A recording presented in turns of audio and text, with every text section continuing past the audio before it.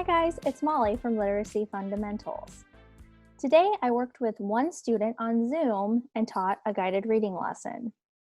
I wish I could show you the actual lesson because I feel like it's very valuable to see a student learning in real time. But because of privacy, I don't feel comfortable showing his face on camera. So what I'm going to do today is show you all the tips and tricks that I use for doing guided reading on Zoom, especially right now during a time where we're all teaching from home. But everything that I do today on Zoom are things that you can do when you get back to your classroom. And so this is for kindergartner, and this is a level 1 reading book that I'm going to be using. He is using a level 3 if we were person to person, but he's regressed a little bit since school has been out. So last week I did DRA him with the BI Light game, and he was struggling with that. So I decided that I would pick a different book today, and I went to Reading A to Z and printed this book, Mom and I, and it is a level A, which is about a level 1. So he could be successful and feel confident while we were working, because one of his problems is he lacks confidence.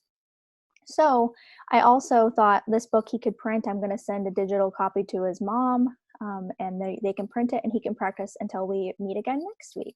So one of the tools that I am fortunate to have at home that I recommend having if you are going to be teaching guided reading is using a camera. So this is a dock cam, and you can get them on Amazon and other places like that. So it's not necessary. Like, for example, last week I didn't have mine, so I had to keep holding the book up. But then you're going to be pointing like this, and when you have the dock camera on Zoom, you actually can share the screen with the camera and yourself, so they can see a little picture of you and then also the image of the book at the same time. So I go ahead and plug my camera in, and then when I go to share screen, I can choose to pick the camera. It's usually in the advanced setting. So at the top it says basic, and then I go to advanced, and I click on content from second camera and then share. Okay, so you should be able to see my book now, and then me in the top corner.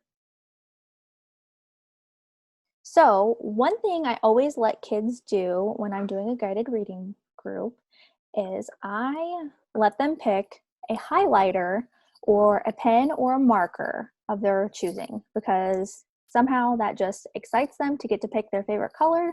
And before we even get started with looking at the pictures or anything, we are going to put a little dot underneath every single word so that when we're reading it, we can be successful with tapping it out. It's a nice little finger marker. So let me show you.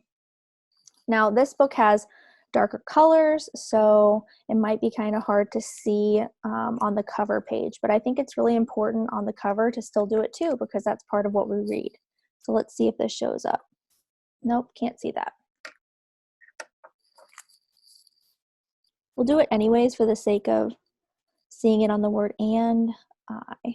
So I've got mom and I.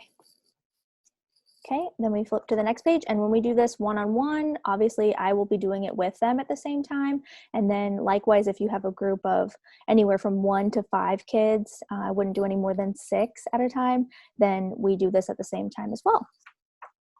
Okay, so every single word, mom and I. And then that way, when the kids are reading the word, it trains them to tap underneath the word.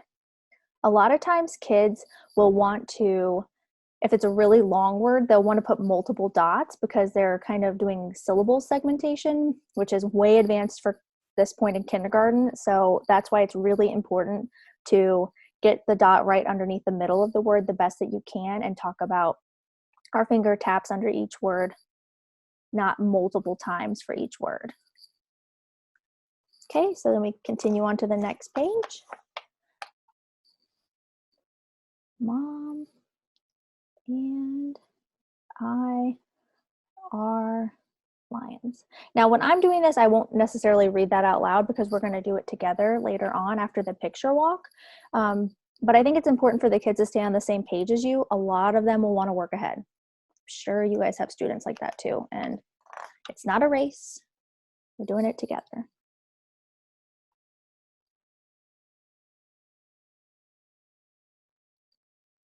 Okay.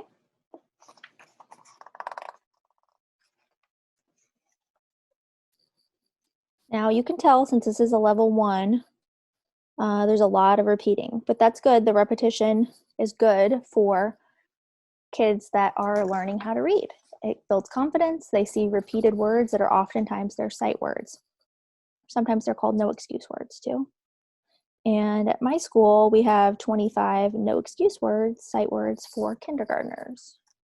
And mom and I are all sight words. And that's what my little friend today said on our guided reading lesson. He said, I know those words. And he was so excited, which was really cool. Made me happy that he is still working on them, even though we've been out of school. And learning looks a lot different right now. Okay, almost there. Couple more pages. Now, kindergartners are going to go slower at this, and they might do humongous dots, and that's okay too. But it's really important when they get done with all their dots that you check to make sure they didn't have any errors. And that's why I always keep that white tape, sometimes called boo-boo tape, or whiteout can work if they accidentally do too many dots.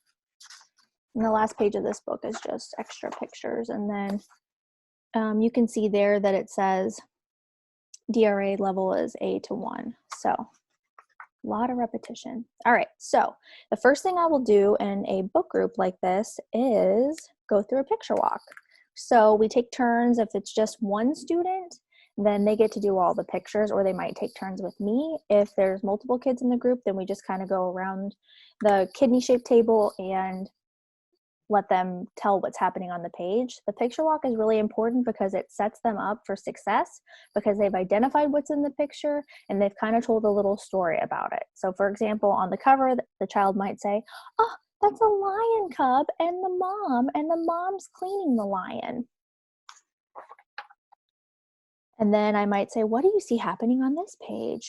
And they would say, I see a zebra, a baby zebra and a mom. A lot of times in these Reading A to Z books, the cover picture will be repeated again. So that's also helpful with the repetition. We see the lions again. Elephants. Kids will go into a lot more detail. That's why it would be really nice to have a child on this video so you could see how they're doing it. But if you currently are a teacher, you kind of know how that goes. Zebras. Bears. Now this page is a good opportunity because the kid might automatically say, Mom and I are monkeys. That's where you can say, cover up the rest of the word and say, what's that first sound? And they might say at first, or you might say, well, what's the long sound? Apes, and sound it out. Another tricky silent E thing too, so another chance for a lesson on that. Kangaroos and dolphins. So once you go through and do the picture walk, the next step is to read the book together by tapping out every single word.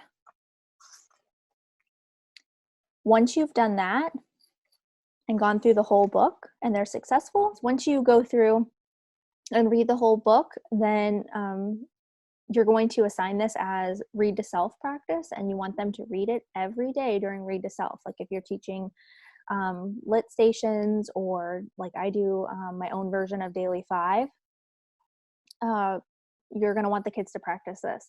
And then I have them keep this book for at least a few days, and then I will do a running record on them and check to see how they're doing with it. And then we move on to a new selection. So You can do Zoom guided reading if you have a printer. That really helps. If you have access to reading A to Z, hopefully your school does, or some kind of leveled book library, just like this one, because then that way you can send the books to the kids that you are working with, assuming you're working with a family that has a printer. Our school actually has a print shop, but they're not offering that as a service right now. So if the family doesn't have a printer, then you might have to get creative and just do it, with the camera like I did. And that works too. So just trying anything you can to work with the kids that maybe need extra help, maybe they need enrichment during this time. It can be done. So first things first, you're going to need the book, and it's really helpful to have the dock camera. But you can live without the dock camera for sure if you just want to hold the book up. So those are all my tips and tricks for teaching a guided reading lesson from home.